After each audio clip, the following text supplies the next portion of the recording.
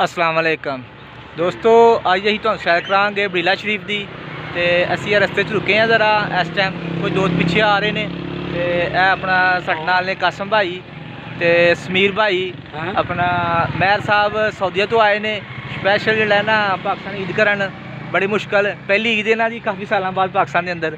तो इतने रुके हैं अं, नाले पानी शानी पीना कुछ। तो वह साड़ियाँ गड्डियाँ खलोतियां जनाब। तो इंशाअल्लाह तुहानू अगे चल के विखाने आ। तो दोस्त आ रहे हैं, उन्होंने वेट कर रहे पे हैं तो फिर मुलाकात होंगी है। ये देखो जनाब, इस टाइम असी रास्ते रुके हैं तो कितना प्यारा सीन है तो खूबसूरत मंजर, बहुत ही प्यारा जड़ा ना इस निज़ाम बड़ीला शरीफ जांदे होया रास्ते से जनाब है शॉप है, तो खान पीने वास्ते भी समान मिल सकेगा।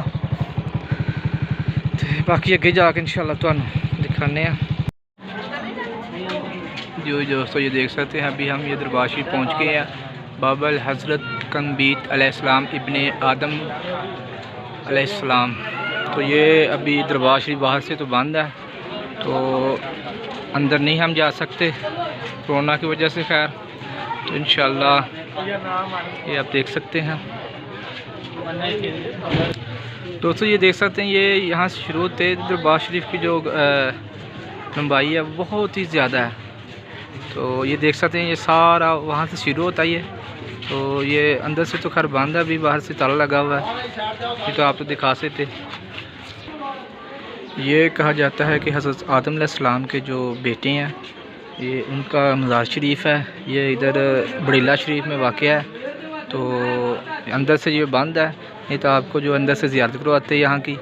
तो बहुत रश है इधर, खैर कोरोना की वजह से यहाँ कोई और मामलात है। तो बहुत ही जो कह लें कि ये एक तो ये कितनी इसकी ये सारा जो